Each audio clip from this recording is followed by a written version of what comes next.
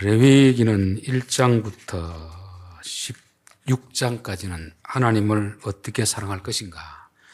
그 중심이 예배입니다. 하나님을 사랑하는 가장 적극적인 행동이 하나님 앞에 예배드리는 것이고, 17장부터 이제 마지막 장까지는 사람을 어떻게 사랑할 것인가.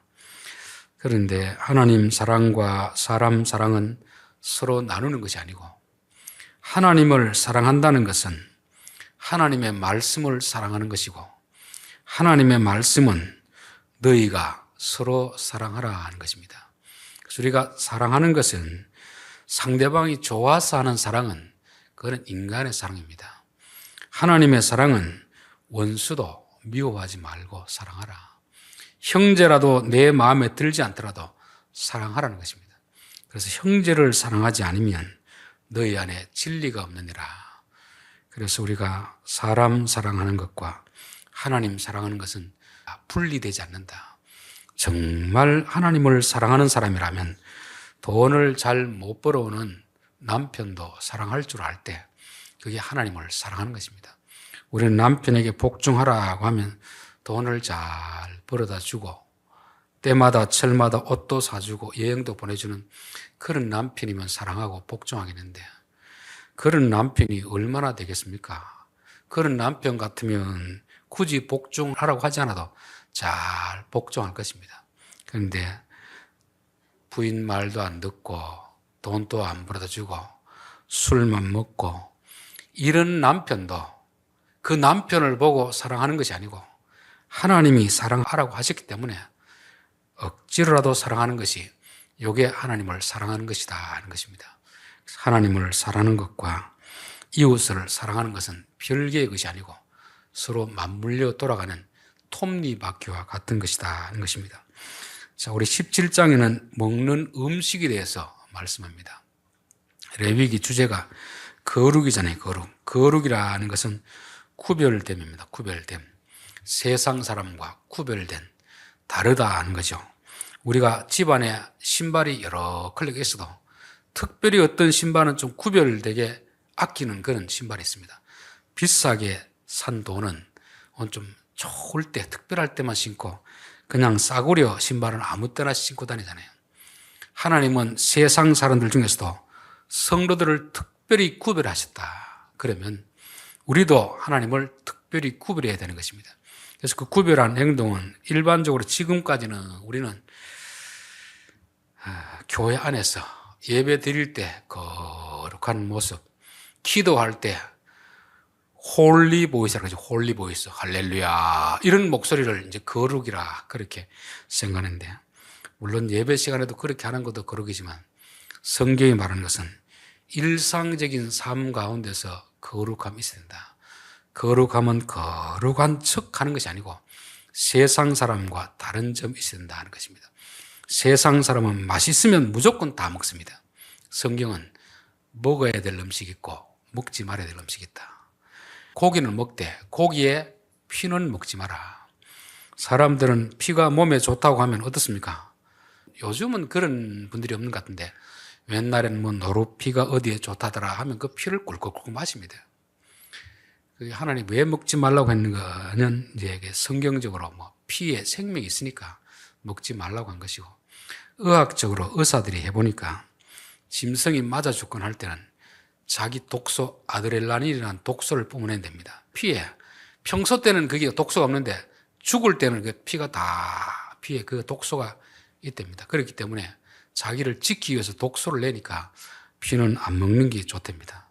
그래서 하나님이 말씀하시면 우리는 이해되지 않더라도 안 해야 되겠다, 안 해야 되겠다. 세상 사람들은 그것을 모르기 때문에 무조건 몸에 좋다고 하면 다 먹는데, 우리들은 먹어야 될 것 중에서도 하나님이 금지하신 것은 금하는 것입니다. 그래서 옛날 신문 광고에 사자는 아무리 배가 고파도 썩은 고기는 먹지 않는다 하는 거잖아요. 여기서 지난번에 죽은 것 고기는 먹지 말라는 거죠. 고기는 먹을 수 있지만 죽은 고기는 먹지 말고 또 피는 먹지 말고. 그래서 우리는 항상 먹을 것이 있지만 그 중에서도 하나님이 금한 것이 있다.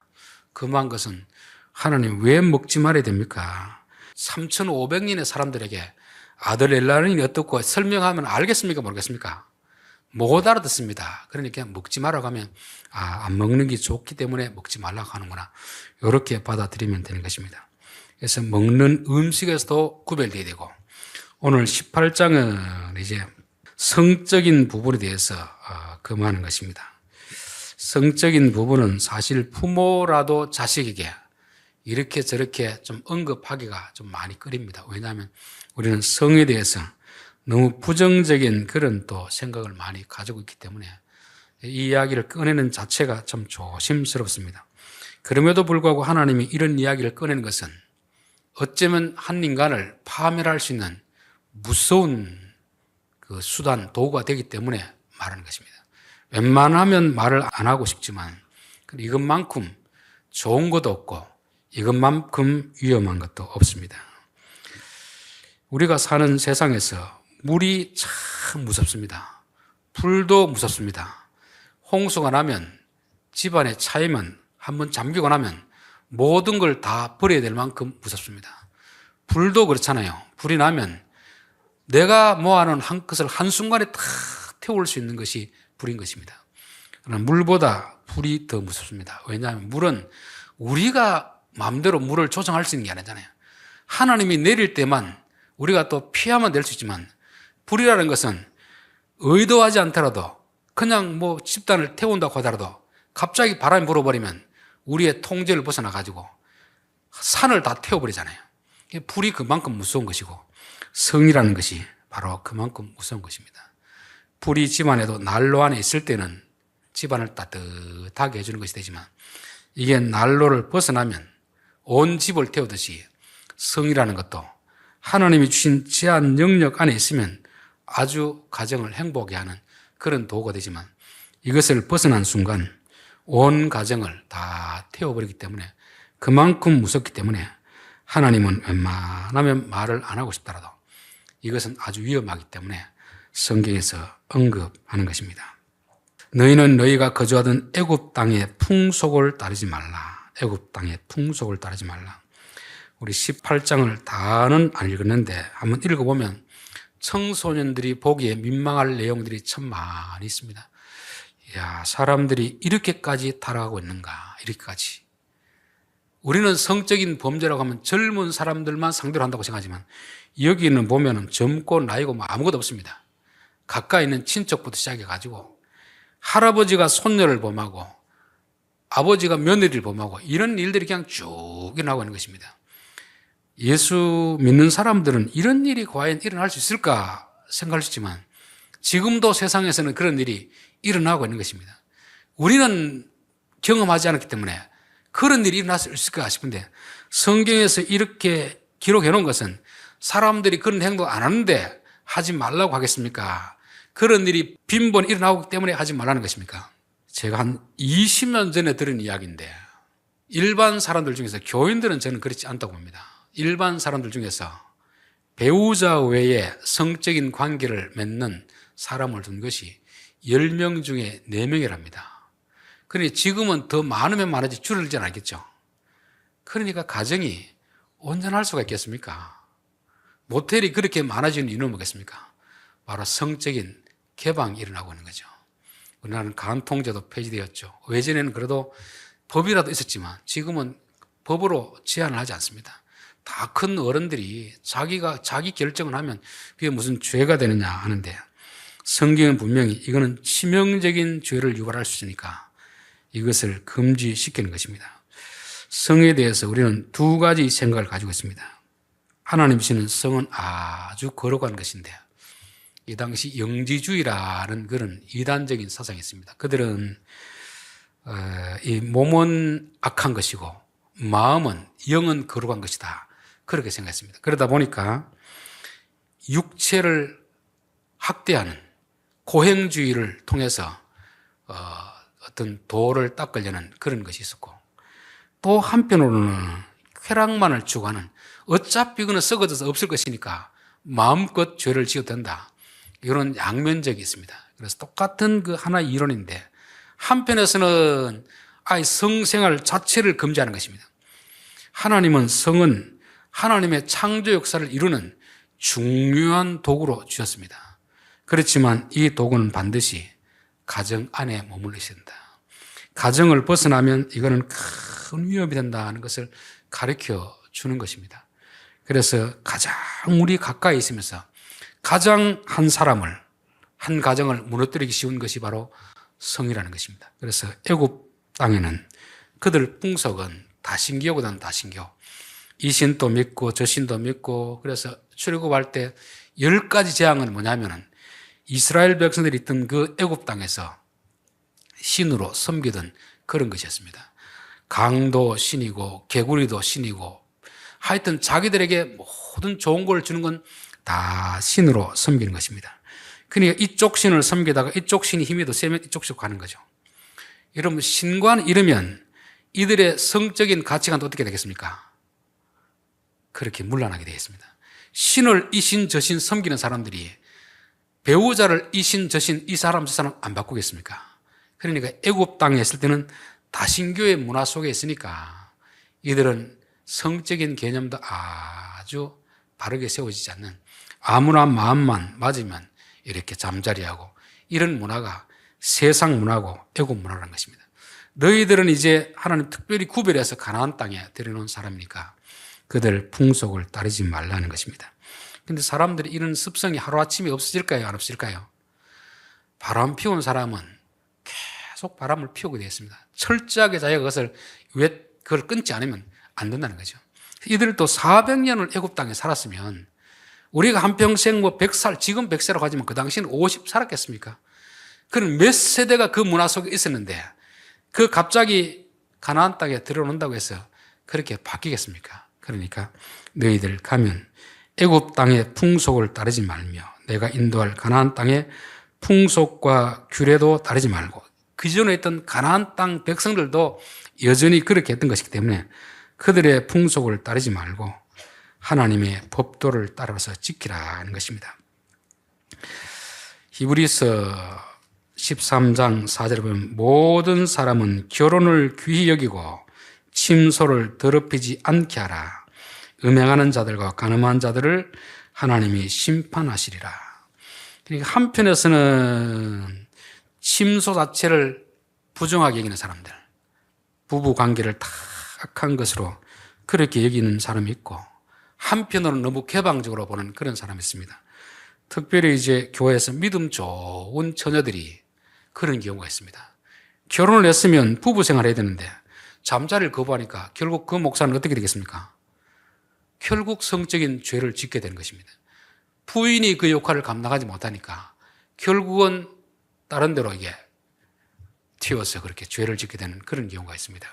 그래서 하나님은 성적인 것은 가정 안에서는 복으로 주신 것입니다. 복으로 주신 것이고, 이게 벗어나는 걸 더럽다고 하는 거지 부부 생활 자체를 더럽다고 여기지는 않습니다. 그래서 우리는 성에 대해서 바른 개념을 가지면 되는 것이죠. 그래서 성경에는 결혼하지 말라는 것도 없습니다. 결혼해라, 결혼.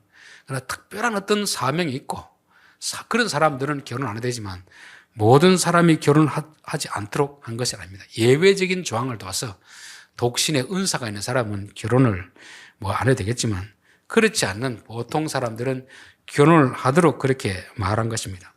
그래서 고린도 전서에 보면 그런 내용이 나오잖아요. 교회 안에 세상 사람도 하지 않는 그런 음행을 저지른 사람, 즉 자기 아버지 아내와 잠자리하고 그런 사람인데도 쫓아내지 않는 그런 분들이 있고, 또 고린도 교회 안에는 부부 생활을 해야 되느냐 말아야 되느냐 그걸 가지고 논쟁하는 사람이 있습니다. 그럴 때 사도 바울은 뭐라고 합니까? 아내의 몸을 아내가 주장하지 못하고 남편이 주장하도록 하고, 남편의 몸을 남편이 주장하지 못하고 아내가 주장하도록 한 건 뭐겠습니까? 하나님이 가정 안에서 주신 성의 그것은 더러운 것이 아니니까 사랑의 도구가 되는 것이고, 그 대신 영역을 벗어났을 때는 위험해진다는 것을 말씀하는 것입니다. 18장 여기 내용을 쭉 읽어보면 이게 진짜 사람들이 행할 수 있는가 그를 싶을 정도로 참 문란한 그런 내용들이 많이 있습니다. 앞에서도 이야기했듯이 불이라는 것은 한번 타고 제어를 못하면 일정한 것만 태우는 게 아니고 모든 것을 다 태워버립니다.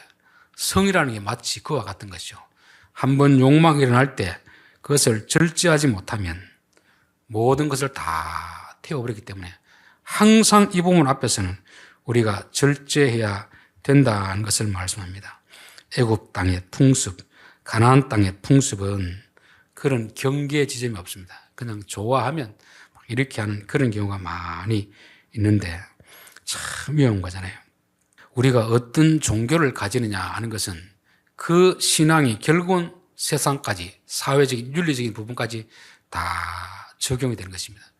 그래서 저는 교회 안에 있는 사람들이 그래도 세상에는 조금 더 거룩하다. 그래서 청년들 보면 교회 안 다니는 청년들도 결혼할 때는 교회 다니는 자매하고 하십시오.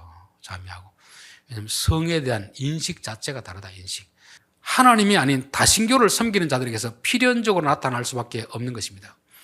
성경 민수기에 보면 이제 발람 선지자가 발락 왕이라는 사람의 사주를 받고 이스라엘 백성들을 저주하라고 그렇게 모압 땅으로 가나안 땅으로 왔습니다.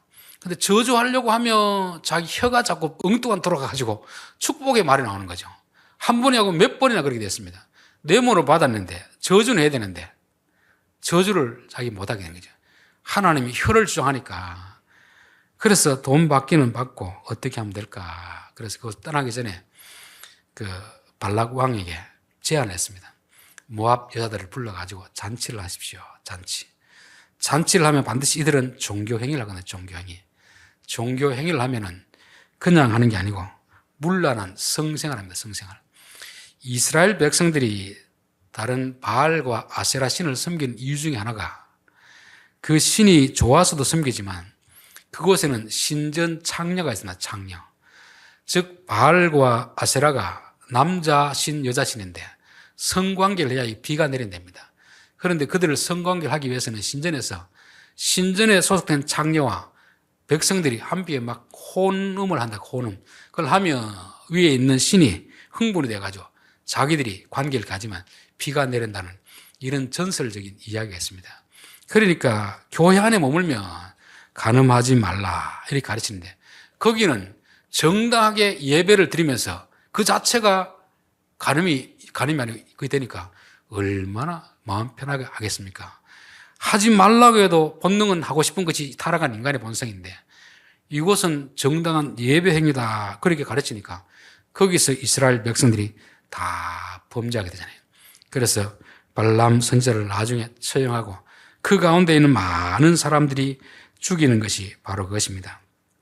성에는 나이도 없고 지위도 없고 아무것도 없습니다. 이거는 인간의 본능이기 때문에 그게 불이 붙어버리면 끌 수도 없는 것입니다. 그래서 성에 대해서는 아무도 자신을 가져서 안 됩니다. 나는 여자를 봐도 그냥 나무로 보이고 고목으로 보인다. 이런 생각하면 이미 사단에게 속고 있는 것입니다. 그래서 어떤 후배들이 존경하는 원로 목사님을 찾아가서 목사님 우리에게 좀 좋은 조언을 해 주십시오 하니까 그분이 예수를 잘 믿으십시오. 그리고 성적으로부터 자유하십시오. 그런 이야기 하길래 몇 세까지 그러면 됩니까? 한 60세까지 그러면 됩니까? 하니까 60세까지 그러면 안 되고 죽을 때까지 조심해야 된다. 그러더라는 것입니다. 이만큼 우리를 한순간에 나락으로 타락길로 끌 수 있는 것이 바로 성적인 것이라는 것입니다. 그래서 항상 우리는 늘 깨어 있어야 됩니다. 다윗이 밧세바를 범하고 나서 어떤 결과가 그 집안에 일어났는지 여러분 아시죠? 그 당시 풍습으로서는 임금 정도 같으면 한 여자 정도는 불러가지고 충분히 잠을 자도 세상 풍습으로서는 권력자이기 때문에 충분히 그럴 수 있었습니다. 그러나 하나님은 그것을 그냥 넘어가지 않거든요. 1년 동안 아무런 문제가 없으니까 그냥 넘어갔겠지 싶은데 하나님은 언제쯤 얘가 회개하려나 회개를 기다려도 안 되니까 결국 나단 선지자를 보내가지고 그 죄를 들추어내잖아요. 잘못했다고 싹싹 빌지만 용서해 주는데 죄의 벌은 받아야 된다는 것입니다. 그러면서 자기 아들이 여동생을 강간하고 또 그 여동생의 오빠가 그 형을 죽이고 결국 압살롬이 아버지를 배신하는 그야말로 엄청난 일이 가정에 일어나게 되거든요.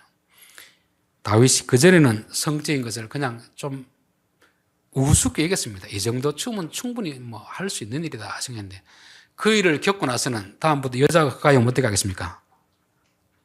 나중에 다윗이 죽기 전에 너무 기력이 약하니까 그 신하들이 한 젊은 여자를 옆에 두었습니다.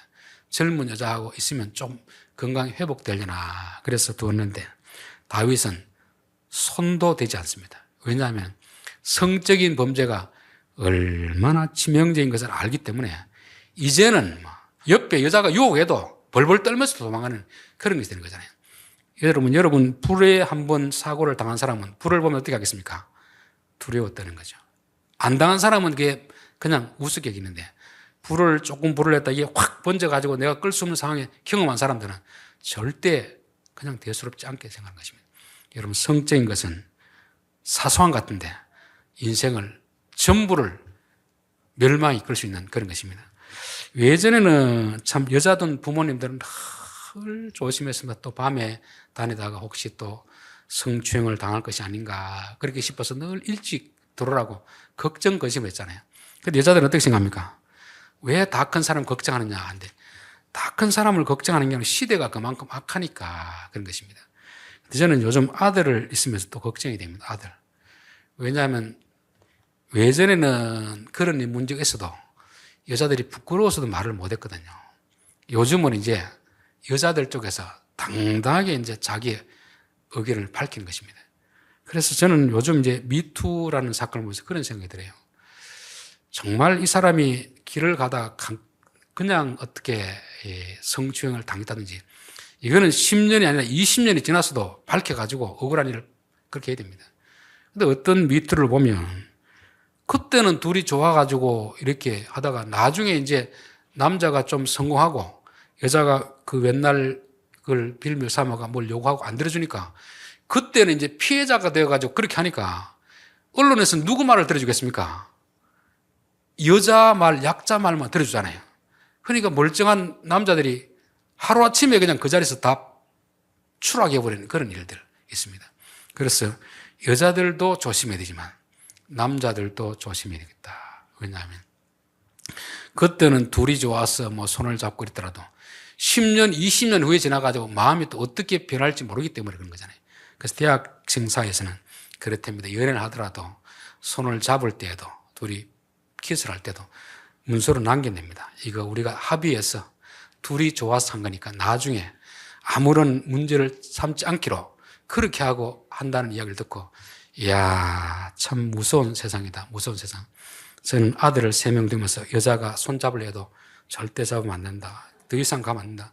조심해야 된다. 너 자칫 잘못하면 나중에 네 인생 가는데 치명적인 그런 것이 될 수 있으니까 늘 조심해라 하는 것입니다. 그래서 저는 특별히 예쁜 사람을 보면 저분 때문에 남편이 얼마나 고생을 할까 그런 생각이 들어요. 아브라함은 왜 그렇게 아내를 누이라고 속일 수밖에 없겠습니까? 나이 65세가 되었음에도 불구하고 왕이 좋아할 만큼 그렇게 이쁜 여자니까 여자가 이쁘면 나만 좋아하겠습니까? 다른 남자도 좋아하겠습니까? 다른 남자가 좋아하니까 결국 그거 뿌리칠 수가 없잖아요. 그렇게 하는 거 아닙니까? 그래서 얼굴이 예쁘지 않는 남자들은 감사해야 됩니다. 아무 데나 내놔도 그런 걱정 안 해도 되니까 감사해야 되고 또 우리 스스로가 그렇게 예쁘지 않는 것이 감사가 돼야 됩니다. 여러분 내가 만약 예쁘면 남자들이 자꾸 찝쩍거리면 그 보통 견디기 힘들지 않잖아요. 그냥 뭐 무난하게 생기면 찝쩍거리지 않으니까 내게 그런 유혹이 나도 오는 사람이 없으니까 감사가 되는 거 아닙니까? 제 아내가 늘 머리 좀 심으라고 계속 이야기하는데 여보 지금 내가 머리를 심으면 10년은 젊어 보이는데 교인들이 말씀의 은혜만 받아야지 괜히 땀만 부으면 나도 힘듭니다. 괜히 그 유혹하면 힘들지 않겠습니까? 그러니까 가까이 왔다고도 머리를 빠진 거 보고 아이고 나이도 많이 들었고 돈도 없고 이렇게 하면 그 사람도 유혹을 안 받고 저도 유혹을 안 받으니까 서로가 좋은데 지나치게 멋있고 이러면 남자도 유혹을 받을 수 있고 여자도 유혹을 받을 수 있기 때문에 그래서 저 거울을 볼 때마다 하나님 감사합니다. 감사합니다. 혹시 외모 때문에 상처받으신 분이 있으면 거울을 보시고 감사합니다. 감사합니다. 그렇게 하시면 됩니다. 왜냐하면 내가 짓고 싶은 마음이 없더라도 상대방이 유혹해 올 수 있거든요. 그게 사라가 겪는 고통이고 아브라함이 겪는 고통이 되는 것입니다. 성에 대해서는 아무도 장담할 수 없다. 아무도 장담할 수 없다. 나이가 들어도 돈이 없으니까 사람이 유혹 안 하지. 돈이 있으면 또 유혹의 손길을 가져오는 것입니다. 여자들도 아무리 경건하게 살고 싶어도 내가 좀 남들보다 특출하게 이쁘면 자꾸 유혹을 해오기 때문에 하나님 적당하게 쥐어주심을 감사합니다. 그래서 우리는 거울을 볼 때마다 감사합니다. 감사합니다. 이런 감사를 드리면 될 줄 믿습니다. 기도하겠습니다.